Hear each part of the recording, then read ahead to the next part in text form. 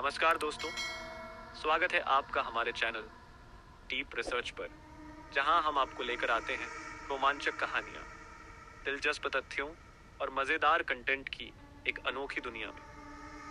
अगर आपको मिलना है नया ज्ञान, अनसुनी कहानियां और बेहतरीन मनोरंजन, तो ये चैनल है आपके लिए परफेक्ट। हर हफ्ते हम आपके लिए लेकर आते हैं कुछ नया और धमाकेदार। तो दोस्तों, अगर आप हमारे कंटेंट को पसंद कर रहे हैं तो अभी सब्सक्राइब बटन दबाएं और साथ में उस घंटे को भी दबाएं, ताकि आप हमारी हर नई वीडियो की नोटिफिकेशन सबसे पहले पा सकें। आपके सपोर्ट से ही हमारा सफर मजेदार बनता है। तो जुड़िए हमारे साथ और चलिए इस अद्भुत यात्रा पर। पाइन रिज का शहर। तेज हवा देवदार के ऊंचे पेड़ों से गुजरती हुई एक प्राचीन गीत की तरह गूंज रही थी। यह आवाज एथन वॉकर को बेचैन कर रही थी, जो अभी अभी अपने परिवार के साथ पाइन रिज के एकांत शहर में पहुंचा था। यह शहर उत्तरी मोंटाना के घने जंगलों के बीच बसा था, जहां समय थम सा गया था और जहां पुराने रीति रिवाज अब भी अंधेरों में जीवित थे। एथन ने अपनी पत्नी सारा की ओर देखा, जो उनकी कार के पास खड़ी थी और थोड़ी चिंतित लग रही थी। सारा को हमेशा यह विचार पसंद नहीं आया था कि वे इतने दूर और एकांत में रहेंगे, लेकिन एथन के काम की जरूरतें थीं। एथन एक पुरातत्ववेत्ता था जो मूल अमेरिकी इतिहास में विशेषज्ञता रखता था, और यह इलाका, जो ब्लैकफीट जनजाति के लिए पवित्र था, अज्ञात रहस्यों का वादा करता था। उनका 6 साल का बेटा जैक कार से कूदकर बाहर आया। उसकी उत्सुकता उस भयंकर वातावरण से कतई प्रभावित नहीं हुई थी। माँ, देखो, वहां एक नदी बह रही है। उसने उंगली से एक धार की ओर इशारा करते हुए चिल्लाया, जो कच्ची सड़क के किनारे बह रही थी। सारा ने हल्की मुस्कान दी, लेकिन उसकी आंखों में वह खुशी नहीं थी। ठीक है बेटा, लेकिन ज्यादा दूर मत जाना, ठीक है? जब वे अपने नए घर शहर के बाहरी इलाके में बने एक छोटे से केबिन की ओर बढ़े, तो एथन को ऐसा महसूस हुआ जैसे कोई उन्हें देख रहा हो। स्थानीय लोग काफी दोस्ताना थे जब वे यहाँ आए थे, लेकिन उनकी आंखों में कुछ था, एक गहरी चिंता, एक ऐसा डर जो शब्दों में बयान नहीं किया जा सकता था। यह भूमि पुरानी थी, और सिर्फ उम्र के लिहाज से नहीं। मिट्टी में कुछ प्राचीन था, कुछ ऐसा जो पहले से ही यहाँ मौजूद था, बहुत पहले, जब यूरोपीय बस्ती बसने भी नहीं आई थी। एथन को ऐसा महसूस हुआ जैसे पेड़ उसकी ओर झुककर कुछ फुसफुसा रहे हों, जैसे उनके पास कोई पुराना रहस्य हो। रात में जब वे अपने केबिन में सोने के लिए तैयार हुए, हवा फिर से तेज हो गई और एथन ने उसे साफ साफ सुना, धीमा, लगभग अविश्वसनीय लेकिन स्पष्ट फुसफुसाहट जैसा कुछ। वह खिड़की पर खड़ा हो गया, अंधेरे जंगल को घूरते हुए, और ध्यान से सुनने की कोशिश की, लेकिन आवाजें जल्द ही गायब हो गईं, जैसे वे कभी थीं ही नहीं, और पीछे केवल देवदार की सुइयों की सरसराहट बची। उसने अपना सिर हिलाया, अपने मन की बेचैनी को दूर करने की कोशिश की। यह सिर्फ इस स्थान की एकांतता थी, उसने खुद को समझाया। जंगल की विशालता, जहां इंसान अकेलापन महसूस करता है, लेकिन गहरे अंदर कहीं उसे पता था कि बात इतनी सरल नहीं थी। उस रात हवा में फिर वही आवाजें लौट आईं। पेड़ों के बीच कोई अनदेखा डरावना रहस्य फुसफुसा रहा था। अगले दिन सूरज उदय हो चुका था, लेकिन जंगल के घने पेड़ों की छाया ने आसमान की रोशनी को धुंधला कर दिया था। एथन सुबह सुबह जंगल की ओर निकला। वह कुछ पुरातात्विक स्थल खोजने के लिए उत्साहित था, जिनकी कहानियां उसने पहले सुनी थी। स्थानीय ब्लैकफीट जनजाति ने बताया था कि इस इलाके में पुरानी कब्रगाहें थीं, जिन्हें आत्माओं का निवास माना जाता था। एथन ने अपनी खुदाई शुरू की। दिन के मध्य तक उसे कुछ असामान्य पत्थर और मिट्टी के बर्तन मिले, जिन पर अजीब चिन्ह थे। वह पूरी तरह खो गया था अपने काम में, इस बात से अनजान कि वह जिस जगह को छू रहा है वह सिर्फ एक पुरातात्विक स्थल नहीं था, बल्कि कुछ गहरे और खतरनाक का घर था। उसी समय सारा और जैक घर पर थे। जैक अपनी खिलौनों से खेल रहा था, लेकिन अचानक वह शांत हो गया।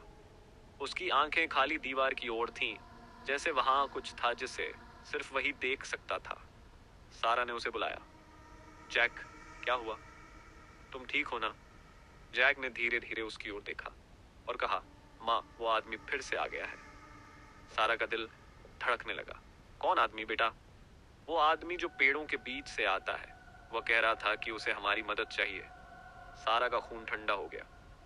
उसे पहले ही ये जगह अजीब लग रही थी, लेकिन अब जैक की ये बातें उसे और भी डराने लगी। कोई आदमी नहीं है जैक, शायद तुमने सपना देखा होगा। लेकिन जैक अपनी बात पर अड़ा रहा।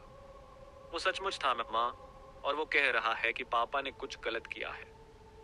शाम होते होते एथन खुदाई से वापस आया। वह उत्साहित था। उसे यकीन था कि उसने कुछ बड़ा खोजा है।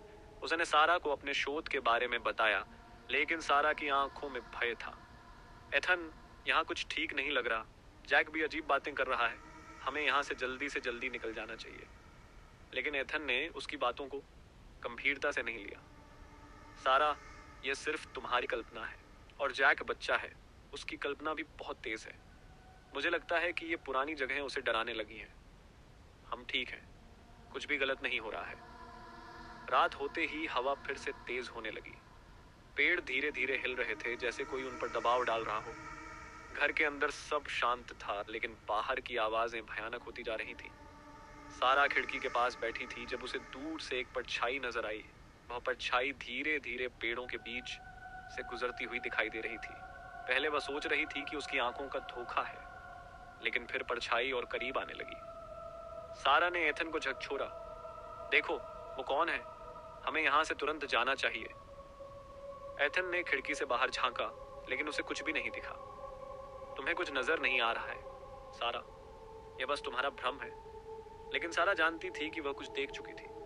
वह परछाई वह कुछ और नहीं बल्कि जंगल के भीतर से आने वाली अज्ञात शक्ति का संकेत थी। अगली कुछ रातों में जैक का व्यवहार और भी अजीब होने लगा। वह देर रात तक जागता रहता और खिड़की के बाहर झांकता रहता, जैसे किसी का इंतजार कर रहा हो। वह अपने माता पिता से कम बात करता और अकेले में कुछ बुदबुदाता रहता। सारा अब पूरी तरह डरी हुई थी और उसने एथन से बार बार आग्रह किया कि वे शहर छोड़ दें, लेकिन एथन अपने काम में खोया रहा। एक रात जैक अचानक बिस्तर से उठा और घर के बाहर की ओर चल दिया। सारा ने उसे जाते देखा और घबराई हुई उसके पीछे दौड़ी। जैक, कहाँ जा रहे हो? जैक रुका नहीं। वह अंधेरे जंगल की ओर बढ़ता रहा।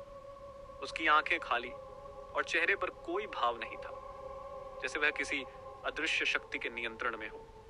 सारा उसके पास पहुंची और उसे पकड़ लिया। तुम क्या कर रहे हो? जैक ने उसकी ओर देखा और उसकी आवाज में एक गहरी भयानक गूंज थी।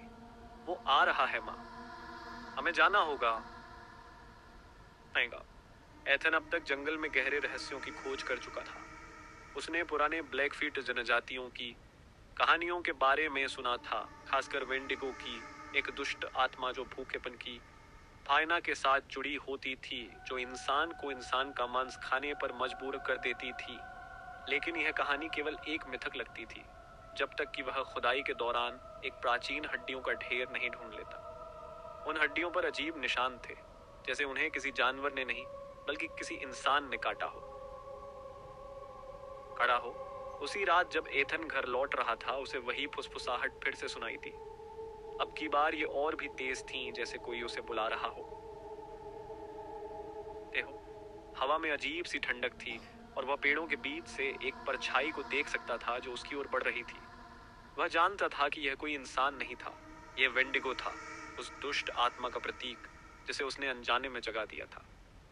एथन की रफ्तार धीमी हो गई। उसके कदम भारी हो रहे थे, जैसे जंगल की हवा उसके अंदर से सारी ताकत खींच रही हो। उसकी सांसें तेज हो गईं और आंखों में डर फैलने लगा। सामने अंधेरा था और उस अंधेरे में कुछ था, कुछ ऐसा जो इंसान नहीं था। वह परछाई अब साफ दिखने लगी थी और उसकी हरकतें इंसानी नहीं लग रही थी। वह लंबे पतले पैरों पर चल रही थी और उसकी आंखें हल्की लाल चमक के साथ जंगल की गहराई में झांक रही थी। एथन के हाथ पांव सुन्न हो गए थे। उसकी बुद्धि अब उसे चेतावनी दे रही थी कि वह जिस चीज को अनदेखा कर रहा था वह कोई मिथक नहीं बल्कि वास्तविकता थी। वेंडिगो, वह दानव जिसकी कहानियां उसने सिर्फ पुस्तकों में पढ़ी थी, अब उसकी आंखों के सामने था। तुमने इसे जगा दिया है। अचानक एक गहरी फुसफुसाती आवाज उसके कानों में गूंज उठी। एथन ने घबराकर चारों ओर देखा। आसपास कोई नहीं था, लेकिन वह आवाज अब हर तरफ से आ रही थी। पेड़ों के बीच से हवा के साथ बहती हुई और जमीन के नीचे से गूंजती हुई, तुमने इसे जगाया और अब इसका भूख कभी खत्म नहीं होगी। एथन के दिमाग में घबराहट की लहर दौड़ गई। उसने तेजी से अपने घर की ओर दौड़ लगाई। उसे अब यह समझ में आ चुका था कि उसने जो खुदाई की थी वह सिर्फ एक पुरानी जगह नहीं थी, वह एक बंदी थी। वह जगह जिसने इस प्राचीन आत्मा को बंद करके रखा था और उसने इसे छेड़ दिया था। जब एथन घर पहुंचा तो उसकी आंखें चौड़ी हो गईं। जैक दरवाजे के बाहर खड़ा था और उसकी आंखें दूर जंगल की ओर लगी हुई थी। उसकी आंखों में अब वह मासूमियत नहीं थी जो एक बच्चे की होनी चाहिए थी। उसकी आंखें अब गहरी और खाली थी, जैसे वह किसी और के नियंत्रण में हो। जैक! एथन ने चिल्लाया, लेकिन जैक ने उसकी आवाज पर कोई प्रतिक्रिया नहीं दी। वह बस जंगल की ओर देखता रहा और फिर धीरे धीरे उसकी ओर मुड़ते हुए बोला, वो आ रहा है पापा, हमें जाना होगा। सारा, जो घर के अंदर थी, दौड़कर बाहर आई। उसकी आंखों में भी भय था। क्या हो रहा है एथन? जैक को क्या हो गया है?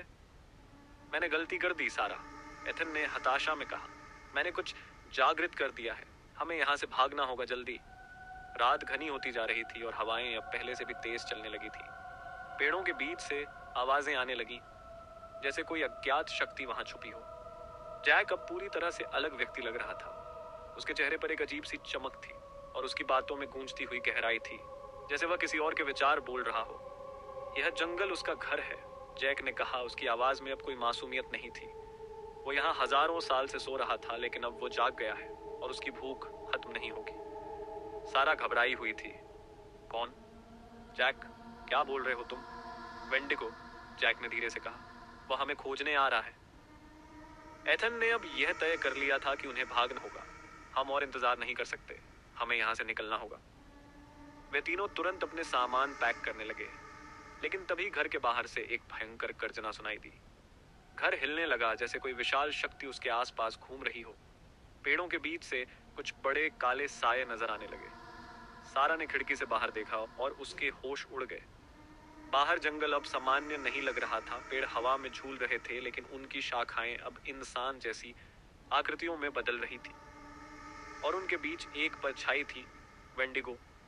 वेंडिगो अब पूरी तरह प्रकट हो चुका था। उसकी लंबी पतली आकृति पेड़ों के बीच से निकलकर घर की ओर बढ़ रही थी। उसकी आंखें जलती हुई अंगारों जैसी लाल थी और त्वचा काली पत्थर जैसी थी। उसकी उंगलियां नुकीली और पंजों जैसी थी और उसकी मुंह से एक भयानक भूखी आवाज निकल रही थी। वह धीरे धीरे उनकी ओर बढ़ रहा था, जैसे उसे किसी का डर न हो। भागो! एथन चिल्लाया, हम उसे रोक नहीं सकते। वे तीनों घर से बाहर भागे, लेकिन वेंडिगो ने उनकी दिशा में तेजी से कदम बढ़ाने शुरू कर दिए।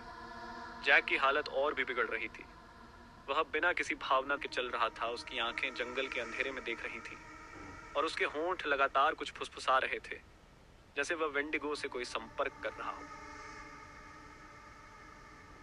एथन और सारा को अब समझ में आ चुका था कि उनका बेटा किसी भयानक शक्ति के चंगुल में था और अगर उन्होंने कुछ नहीं किया तो वह हमेशा के लिए खो जाएगा। एथन ने जंगल के गहरे हिस्से की ओर देखा, जहां एक पुरानी जगह थी जिसे स्थानीय लोग आत्माओं का निवास कहते थे। उसे अब यकीन हो गया था कि वेंडिगो को वहीं पर रोकने का कोई रास्ता हो सकता है। हमें वहां जाना होगा, वहां ही उसे रोकने का कोई तरीका हो सकता है, एथन ने सारा से कहा। सारा ने सहमति में सिर हिलाया और वे तीनों उस जगह की ओर दौड़ पड़े। उनके पीछे वेंडिगो उनकी हरकतें देख रहा था। जैसे जैसे वे आत्माओं के निवास के करीब पहुंचते गए, हवाएं और तेज होती गईं और जंगल की फुसफुसाहटें और भयानक होने लगी। आखिरकार वे उस जगह पहुंच गए जहां एथन ने खुदाई की थी। वहां मिट्टी में एक पुरानी कब्रगाह थी, जिसके ऊपर अजीब से चिन्ह खुदे हुए थे। यह वही जगह थी जहां से वेंडिगो को जगाया गया था। एथन ने जल्दी से एक प्राचीन किताब निकाली, जिसमें उसने इस आत्मा को बंद करने के तरीकों के बारे में पढ़ा था। जैसे ही उसने मंत्र पढ़ना शुरू किया, जंगल की आवाजें और तेज हो गई। पेड़ों के बीच से वेंडिगो उनकी ओर बढ़ रहा था। उसकी लाल आंखें जल रही थी और उसके पैरों की आवाज जमीन को हिला रही थी। जल्दी करो एथन! सारा ने चिल्लाया, वो बहुत करीब है। एथन ने आखिरी मंत्र पूरा किया और अचानक सब कुछ शांत हो गया। वेंडिगो की गर्जना थम गई और वह वहीं रुक गया। उसकी लाल आंखों में अब एक तरह की निराशा झलक रही थी, जैसे वह जानता हो कि उसकी शक्ति खत्म हो रही है। कुछ क्षणों के लिए सब कुछ ठहर गया और फिर वेंडिगो की आकृति धीरे धीरे धुंध में बदलने लगी। वह गायब हो रहा था, जैसे उसकी शक्ति अब जमीन में समा रही हो। जंगल फिर से शांत हो गया, लेकिन फुसफुसाहटें अब भी हवा में थीं। वेंडिगो को भले ही रोक दिया गया था, लेकिन उसकी उपस्थिति अब भी जंगल के अंदर कहीं थी। जैक वापस सामान्य हो गया। उसकी आंखों में अब फिर से वही मासूमियत थी और वह अपने माता पिता से लिपट गया। सारा और एथन ने राहत की सांस ली, लेकिन वे जानते थे कि यह कहानी पूरी तरह से खत्म नहीं हुई थी। वेंडिगो की भूख भले ही फिलहाल थम गई थी, लेकिन जंगल में उसकी उपस्थिति अभी भी थी। कुछ महीनों बाद वे पाइन रिज छोड़कर किसी और जगह चले गए, लेकिन हर रात जब हवा चलती थी, सारा को अब भी उन पेड़ों की फुसफुसाहटें सुनाई देती थी। वह जानती थी कि जंगल में कुछ अब भी जीवित था, इंतजार कर रहा था फिर से जागने के लिए। चलिए अब बढ़ते अपनी दूसरी कहानी की ओर, जंगल का बुलावा। जैक हैरिसन, एक अनुभवी फॉरेस्ट रेंजर, को पिछले कई सालों से मोंटाना के पहाड़ों में स्थित ब्लैक मिस्ट फॉरेस्ट में काम करने का अनुभव था। यह जंगल घना, प्राचीन और रहस्यमयी था, जहां दूर दूर तक मानव गतिविधि बहुत कम होती थी। लेकिन हाल ही में यहाँ कुछ अजीब घटनाएं होने लगी थी। लापता लोग, विचित्र चीखें और ऐसी चीजें जो जैक जैसे तर्कशील व्यक्ति के भी दिमाग को उलझा देती थी। अक्टूबर का महीना था और ठंडी हवाएं जंगल में बह रही थी। जैक अपने वॉच टावर से जंगल को देख रहा था जब उसने रेडियो पर एक अजीब रिपोर्ट सुनी। किसी ने बताया था कि जंगल के गहरे हिस्से में कुछ अजीब सी हरकतें देखी जा रही थी। अजीब आवाजें सुनाई दे रही थी और कुछ जानवरों के अजीब बर्ताव की सूचना मिली थी। जैक, तुमने सुना? फिर से अजीब आवाजें सुनाई दी हैं। लगता है इस बार कुछ बड़ा है, उसके साथी रेंजर माइक ने रेडियो पर कहा। हाँ माइक, मैंने सुना। कुछ तो गड़बड़ हो रही है, मुझे जाकर देखना होगा, जैक ने उत्तर दिया। वह अपना गियर उठाकर जंगल की ओर निकल पड़ा, लेकिन उसे इस बात का जरा भी अंदाजा नहीं था कि वह जिस अजीब रहस्य को सुलझाने जा रहा है वह उसकी कल्पना से भी परे है। जैक ने अपने ट्रक में बैठकर जंगल के उस हिस्से की ओर बढ़ना शुरू किया जहां से अजीब रिपोर्टें आई थीं। जैसे जैसे वह जंगल के गहरे हिस्से की ओर बढ़ता गया, पेड़ों के बीच का अंधेरा और घना होता गया। उसने महसूस किया कि हवा में एक असहज सी ठंडक थी जो सामान्य ठंड से कुछ अलग थी। ऐसा लग रहा था जैसे पूरे जंगल को किसी अनदेखी शक्ति ने अपनी पकड़ में ले रखा हो। रास्ते में जैक को कई घायल और मरे हुए जानवर मिले। उनके शरीर पर अजीब से घाव थे, जैसे उन्हें किसी बड़े जानवर ने नहीं बल्कि किसी दानव ने फाड़ा हो। फाड़ा हो। जैक की धड़कन तेज हो गई। उसके दिमाग में अब सवाल उठ रहे थे, क्या जंगल में कोई शिकारी घुस आया है या फिर कुछ और ही है। जब वह जंगल के और अंदर पहुंचा, उसे पेड़ों के बीच कुछ अजीब सी आवाजें सुनाई देने लगी। ये आवाजें इंसानी फुसफुसाहटों की तरह लग रही थीं, लेकिन उनमें एक डरावनी गहराई थी, जैसे कोई पुरानी आत्मा बुला रही हो। अचानक एक झटका सा लगा। जैक का ट्रक रुक गया। उसने देखा कि सड़क के बीच में एक बड़ा पेड़ गिरा हुआ था जो पहले वहां नहीं था। उसे अब ट्रक छोड़कर पैदल चलना पड़ा।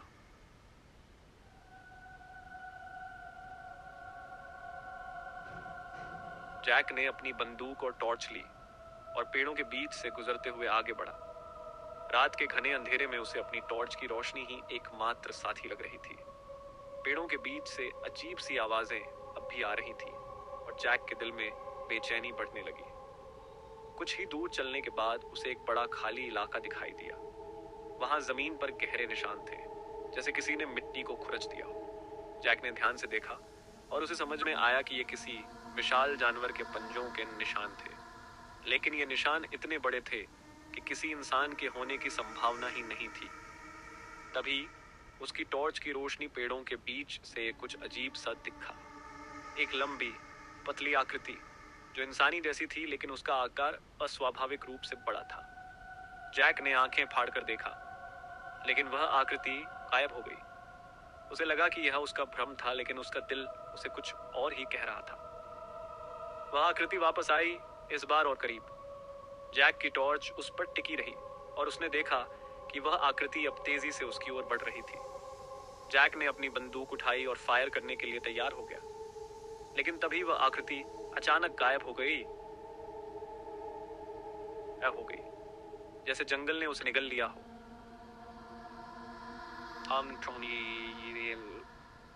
जैक की सांसें तेज हो गई। उसे समझ नहीं आ रहा था कि उसने अभी क्या देखा था, लेकिन वह जानता था कि यह कोई आम घटना नहीं थी। उसके कदम और तेज हो गए और वह जंगल के बीच से बाहर निकलने की कोशिश करने लगा, लेकिन हर दिशा में उसे वही भयानक आवाजें सुनाई दे रही थी। ऐसा लग रहा था जैसे जंगल खुद उसे फंसाने की कोशिश कर रहा हो। वह तेजी से वापस अपनी गाड़ी की ओर बढ़ा, लेकिन तभी उसने पीछे से एक भयानक चीख सुनी। यह चीख किसी इंसान की नहीं थी, यह एक जंगली भूखी चीख थी जिसमें एक भयंकर दर्द और भूख छुपी थी। जैक ने पीछे मुड़कर देखा और वहां वेंडिगो था।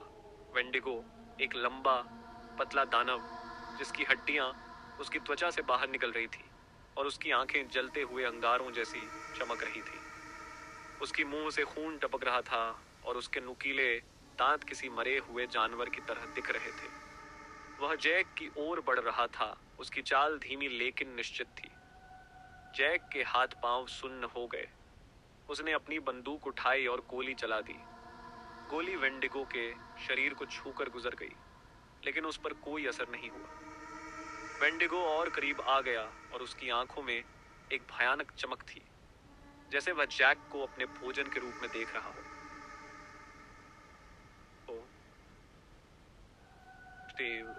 जैक जानता था कि वह इस दानव का सामना सीधे नहीं कर सकता। उसने तेजी से भागने का फैसला किया, लेकिन वेंडिगो की गति असामान्य रूप से तेज थी।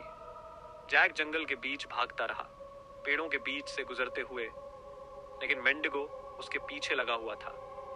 उसकी सांसें तेज हो रही थी और उसका दिल दौड़ रहा था। उसने महसूस किया कि वह वेंडिगो से बच नहीं सकता था। जैक ने पेड़ों के बीच एक गुफा देखी और वहां छिपने का फैसला किया। गुफा के अंदर अंधेरा था, लेकिन उसने वहां छुपकर अपनी जान बचाने की उम्मीद की। बाहर से वेंडिगो की चीखें अब भी सुनाई दे रही थीं और उसकी परछाई गुफा के बाहर मंडरा रही थी। जैक ने अपनी बंदूक कसकर पकड़ ली और अंदर की ओर निगाहें टिका ली। वेंडिगो की आवाजें धीरे धीरे शांत हो गई, लेकिन जैक जानता था कि यह सिर्फ अस्थायी राहत थी। वह अब इस जंगल में फंस चुका था और उसका सामना उस दानव से फिर से होना तय था।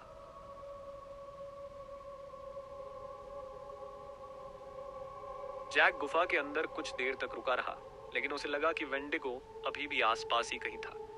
गुफा के अंदर उसे कुछ अजीब मिला। वहां कुछ जमीन पर कुछ पुराने दस्तावेज और एक प्राचीन किताब पड़ी थी। किताब की हालत खराब थी, लेकिन उसमें कुछ ऐसे चिन्ह और लिपियां थीं जो जैक ने पहले कभी नहीं देखी थीं। किताब में वेंडिगो का उल्लेख था और उसमें इस दानव के बारे में विस्तार से लिखा गया था। कैसे यह आत्मा एक शापित मानव होती है जो भूख की वजह से अपने साथियों को खा लेती है और फिर एक राक्षस में बदल जाती है। किताब में बताया गया था कि वेंडिगो को हराने का एक ही जैक की उंगलियां कांप रही थीं जब उसने वह प्राचीन किताब खोली। उसकी मटमैली पन्नियां घिस चुकी थीं और उन पर अजीब से प्रतीक अंकित थे। किताब के बीचों बीच एक अध्याय था जिसका शीर्षक था वेंडिगो का शाप और उससे मुक्ति। इसमें विस्तार से लिखा था कि वेंडिगो क्या है और कैसे एक इंसान अत्यधिक भूख और हिंसा के कारण इस दानव में बदल जाता है। वेंडिगो के बारे में जो बात सबसे भयावह थी वह यह थी कि यह दानव अपने शिकार के डर और दर्द से ताकत पाता है। यह सिर्फ मांस खाने वाला जानवर नहीं था, ये उन आत्माओं को भी निगल जाता था जो इसके रास्ते में आती थी। जो लोग इसके शिकार बनते थे वे सिर्फ मरते नहीं थे, बल्कि उनकी आत्माएं भी कभी चैन नहीं पाती थी, हमेशा के लिए दर्द और भूख के शिकार बन जाते थे। लेकिन किताब में इसका एक समाधान भी था। एक प्राचीन अनुष्ठान था जो केवल जंगल के गहरे हिस्से में स्थित एक विशेष स्थान पर ही किया जा सकता था। इस अनुष्ठान के लिए कुछ सामग्री चाहिए थी। जंगल के पुराने पेड़ों की जड़ें, कुछ पवित्र औषधियां और एक खास तरह का पत्थर जिसे वेंडिगो के अभिशप्त क्षेत्र में ही पाया जा सकता था। जैक के पास अब एक ही रास्ता था, उस अनुष्ठान को पूरा करके वेंडिगो को हमेशा के लिए रोकना। लेकिन इसका मतलब था कि उसे जंगल के उस हिस्से में जाना होगा जहां वेंडिगो की शक्ति सबसे अधिक थी। वह जानता था कि यह एक खतरनाक कदम होगा, लेकिन अगर उसने यह नहीं किया तो न केवल उसकी बल्कि कई अन्य लोगों की जान भी खतरे में पड़ जाएगी। जैक ने गुफा से बाहर निकलने का फैसला किया। उसके पास अब कोई विकल्प नहीं था। बाहर की रात स्याह थी और ठंडी हवा में वेंडिगो की मौजूदगी का एहसास हो रहा था। जंगल की पेड़ें झूम रही थीं, जैसे वे भी डर से कांप रही हों। हर तरफ से अजीब सी आवाजें आ रही थीं, जैसे पेड़ों के बीच छिपी आत्माएं उसे चेतावनी दे रही हों। जैक को पहले उस पत्थर की तलाश करनी थी जिसके बिना अनुष्ठान पूरा नहीं हो सकता था। उसने किताब में पढ़ा था कि वही पत्थर ब्लैक रिवर के किनारे मिलता है, जो जंगल के सबसे खतरनाक हिस्से में स्थित था। ब्लैक रिवर के बारे में स्थानीय लोग कहते थे कि वहां जाने वाला कभी वापस नहीं लौटता। वहां की भूमि शापित मानी जाती थी और यह वह जगह थी जहां वेंडिगो की उत्पत्ति हुई थी। जैक ने अपने साथ कुछ आवश्यक चीजें, बंदूक, टॉर्च और किताब ली और चल पड़ा। जैसे जैसे वह गहरे जंगल की ओर बढ़ता गया, उसे महसूस हुआ कि वह एक अलग ही दुनिया में प्रवेश कर रहा था। यहाँ हवा और भारी हो चुकी थी और चारों ओर एक अनजाना डर पसरा हुआ था। चलते चलते वह ब्लैक रिवर के किनारे पहुंचा। नदी का पानी काला और ठहरा हुआ था, जैसे उसमें कोई जीवन नहीं था। पानी की सतह पर अजीब सी रोशनी झलक रही थी और जैक ने देखा कि पानी के नीचे कुछ आकृतियां चलती फिरती दिखाई दे रही थी। यह कोई साधारण नदी नहीं थी, यह आत्माओं का फंदा थी जो उन लोगों को कैद कर लेती थी जिन्होंने वेंडिगो के गुस्से को जगाया था। जैक ने किताब के अनुसार पत्थर की तलाश शुरू की। यह पत्थर काले रंग का और गोलाकार था, जो नदी के पास की चट्टानों के नीचे छिपा हुआ रहता था। उसे बार बार ऐसा लग रहा था कि किसी की नजर उस पर टिकी हुई है, जैसे कोई उसे देख रहा हो। कुछ ही देर में उसे वह पत्थर मिल गया। वह पत्थर ठंडा था और उसे छूते ही जैक के शरीर में एक अजीब सी सिहरन दौड़ गई। ऐसा लग रहा था जैसे वह पत्थर खुद में कोई रहस्यमयी शक्ति छुपाए हो, लेकिन उसे पता था कि इस पत्थर के बिना वह वेंडिगो को नहीं हरा सकता। जैक ने पत्थर को उठाया और वापस उस स्थान की ओर बढ़ने लगा जहां उसे अनुष्ठान करना था। तभी उसने पीछे से एक भयानक चीख सुनी। वेंडिगो अब उसके बेहद करीब था। जंगल के बीचों बीच वेंडिगो की परछाई जैक के पीछे मंडराने लगी थी। उसकी लंबी और पतली आकृति पेड़ों के बीच से धीरे धीरे बाहर आ रही थी। उसकी लाल आंखें अंधेरे में चमक रही थीं और उसकी भूखी चीखों ने वातावरण को और भी डरावना बना दिया था। जैक ने तेजी से दौड़ने का प्रयास किया, लेकिन वेंडिगो की गति बहुत तेज थी। वह एकदम उसके पीछे आ चुका था। जैक ने अपनी बंदूक उठाई और फायर किया, लेकिन गोली वेंडिगो के शरीर से आर पार हो गई, जैसे वह कोई ठोस आकृति न होकर धुआं हो। जैक को एहसास हो गया कि वेंडिगो को बंदूक से नहीं हराया जा सकता। उसे केवल उस अनुष्ठान का सहारा लेना होगा। लेकिन क्या वह समय रहते अनुष्ठान पूरा कर पाएगा? जैक उस पवित्र स्थान पर पहुंचा जो किताब में बताया गया था। यह जंगल के गहरे हिस्से में एक खुला मैदान था जहां चारों ओर पुराने पेड़ों की जड़ें फैली हुई थी। यह वह स्थान था जहां वेंडिगो का जन्म हुआ था और यहीं पर उसे हराया जा सकता था। जैक ने जल्दी जल्दी अनुष्ठान की तैयारी शुरू की। उसने किताब में लिखे निर्देशों के अनुसार पेड़ों की जड़ों से पवित्र औषधियां निकाली और उन्हें पत्थर के चारों ओर रखा। उसकी सांसें तेज हो रही थीं और हर पल उसे ऐसा लग रहा था जैसे वेंडिगो उसके और करीब आ रहा हो। जैक ने मंत्र पढ़ना शुरू किया। हवा अचानक और ठंडी हो गई और चारों ओर से अजीब सी आवाजें आने लगीं। ऐसा लग रहा था जैसे जंगल खुद उसकी मदद करने के लिए जीवित हो गया हो। लेकिन वेंडिगो अब पास आ चुका था और उसकी आंखों में आग जल रही थी। जैसे ही जैक ने मंत्र पूरा किया, वेंडिगो ने उस पर हमला किया। उसकी लंबी और नुकीली उंगलियां जैक की ओर बढ़ी, लेकिन तभी पत्थर की रोशनी चमकने लगी। पत्थर से निकली ऊर्जा वेंडिगो को रोकने लगी और उसकी चीखें जंगल में गूंज उठी। वेंडिगो ने अंतिम प्रयास किया, लेकिन उसकी शक्ति अब खत्म हो रही थी। जैक ने अपनी पूरी ताकत लगाकर अंतिम मंत्र बोला और वेंडिगो की आकृति धीरे धीरे धुएं में बदलने लगी। उसकी चीखें दर्दनाक थीं और उसकी आंखों में जलती हुई आग अब बुझने लगी थी। वेंडिगो की आकृति धीरे धीरे गायब हो गई और जंगल में फिर से शांति फैल गई। जैक ने थकी हुई सांस ली और जमीन पर बैठ गया। वह जानता था कि उसने वेंडिगो को हराया था, लेकिन इसकी कीमत बहुत बड़ी थी। जैक ने वेंडिगो को हराकर उस शापित जंगल को शांत कर दिया था, लेकिन उसकी आत्मा अब भी भारी थी। वह जानता था कि इस जंगल में अभी भी अंधेरे रहस्य छिपे हुए थे और वेंडिगो की उपस्थिति पूरी तरह खत्म नहीं हुई थी।